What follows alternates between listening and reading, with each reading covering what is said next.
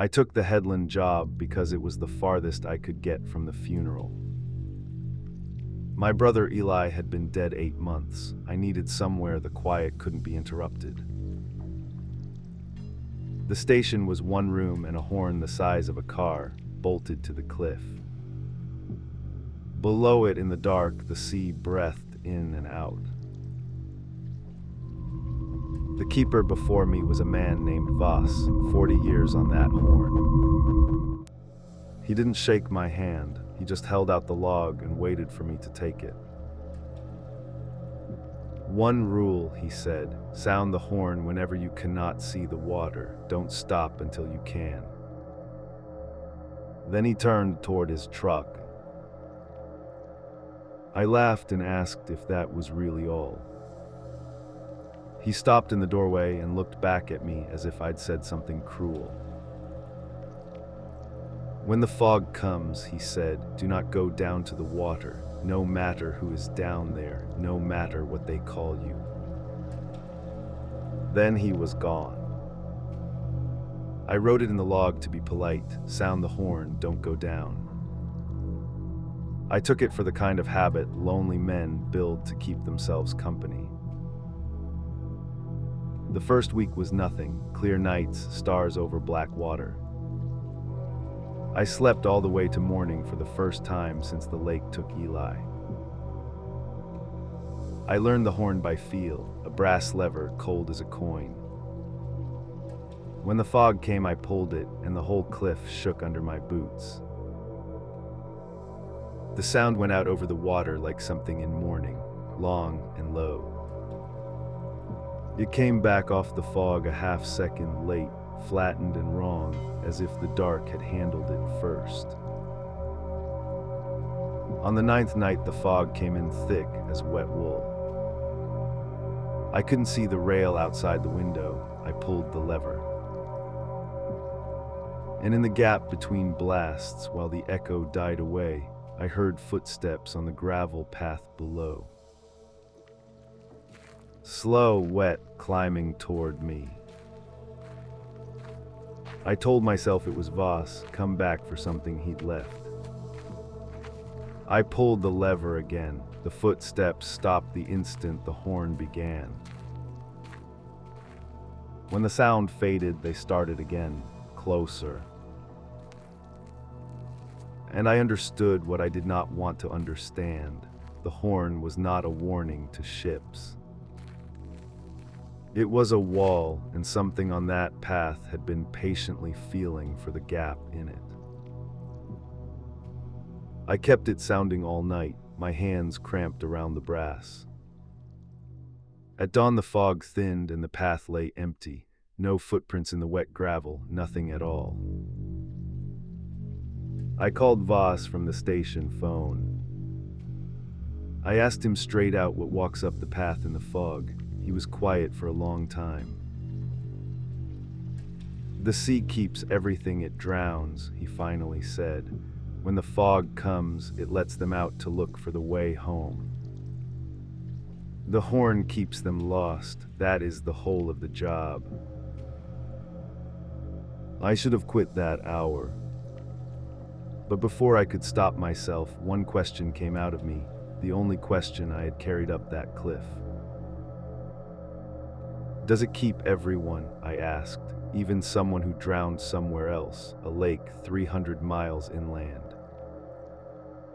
The line hissed and crackled, then Voss hung up without a word.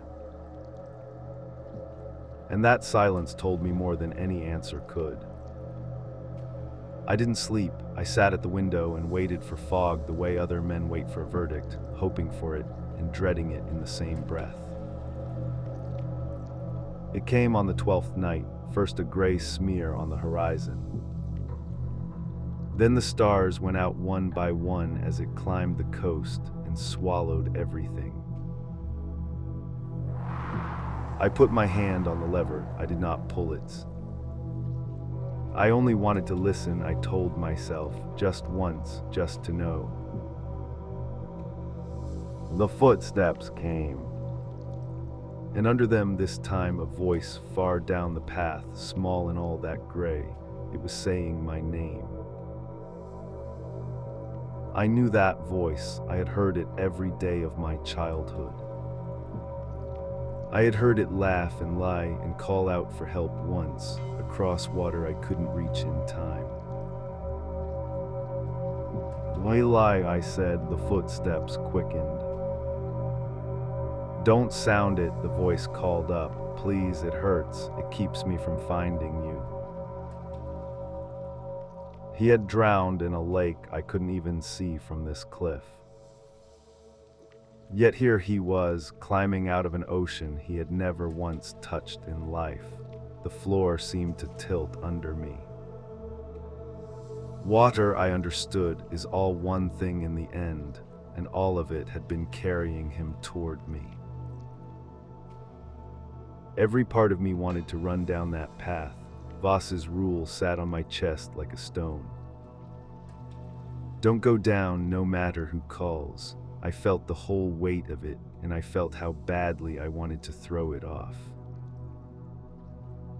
So I slid into a smaller bargain. I wouldn't go down, I'd keep the rule that mattered. I'd only leave the horn silent and listen a while longer.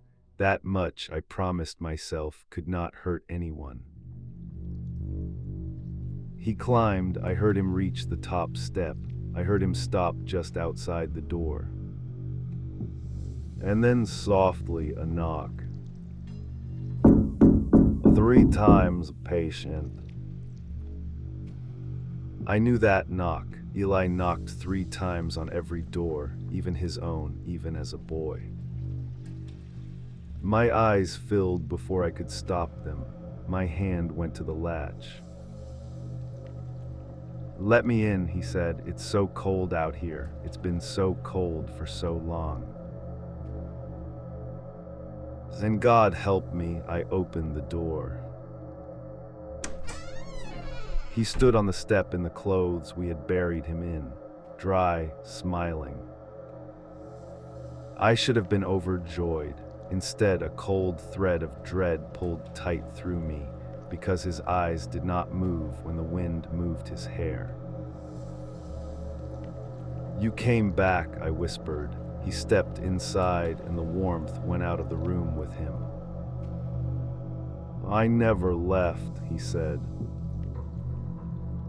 We sat until dawn. He talked like himself, our mother, the dog we'd had, the summer the creek flooded the yard. He remembered all of it, down to the smallest thing. But he never once asked about anything after the day he died, as if the world had stopped at the waterline. As if nothing past that moment was real or worth knowing. At first light he stood. "I have to go back now," he said. "Unless you keep the fog for me, don't sound the horn and I can stay." I begged him to stay. He only went to the door. "The fog comes again tonight," he said. "Just don't ring it, that's all I need." And the gray took him. That morning I tore Voss's rule out of the log and burned it in the stove. He was a frightened old man. I had my brother back. Nothing else weighed against that. The fog came at dusk, thicker than ever. I sat with my hands folded in my lap and let the horn sleep. Then Eli came up the path to me. We had 3 nights of my brother in the lamplight, talking. While out in the dark, ships I could not see groped past the headland, blind. On the 4th morning the phone rang, a voice from the harbor office, flat and tired. A trawler had gone onto the rocks in the night, in the fog. "No horn," the man said. 4 crew aboard. 2 pulled out alive. 2 went under and did not come back up. He asked me plainly why I hadn't sounded it. I told him the machine had failed. I lied to a stranger about drowned men while my own drowned brother slept in the next room. And what frightened me most was how little I felt as I said it. That night Eli seemed stronger, warmer, almost alive. And sitting across from him, I finally let myself understand the thing I had been refusing. The sea does not give anything back for free. 2 men had gone off those rocks so that 1 man could climb my path. I sat there doing the arithmetic, and it made me sick. The fog had never been a gift to me. It was a bill, and it had just come due. I called Voss one last time. "You let one up, didn't you?" he said before I could speak. "Now the water's hungry. It will keep eating until you make it stop." "How do I stop it?" I asked. "Sound the horn," he said. "Sound it while he's at the door. Sound it until he's lost again, and then never ever stop." That night I waited by the lever in the dark. The fog came, the footsteps came. The knock came 3 times, patient. My brother, cold and waiting to be let in. "Let me in," Eli said. "It's so cold, please." The same words as before. But I heard them differently now. Not a brother freezing on the step, a baited hook with him as the bait. My hand shook on the brass. He knocked harder. The door strained against its latch. "You opened it before," he said. "Open it, I'm your brother." And that was the cruelest part. He was my brother, he still is. That is what the sea uses against you. It wears the one voice you would drown to hear again, and it knocks in the rhythm only you would know. I pulled the lever. The horn screamed out over the water, and on the step my brother screamed back. And for one terrible moment, the 2 cries were a single sound, and I could not tell which of us I was killing. I held it down while he begged. I held it while he wept in our mother's words. I held it until the path went silent and the fog thinned away to nothing. That was a year ago. I have never stopped. I sound the horn every night now, fog or clear, until I can see the water with my own eyes. Voss was right about all of it. But some nights, in the half-second the echo takes to come back off the dark, I still hear 3 knocks buried inside it. Patient, waiting for the night I finally let myself rest.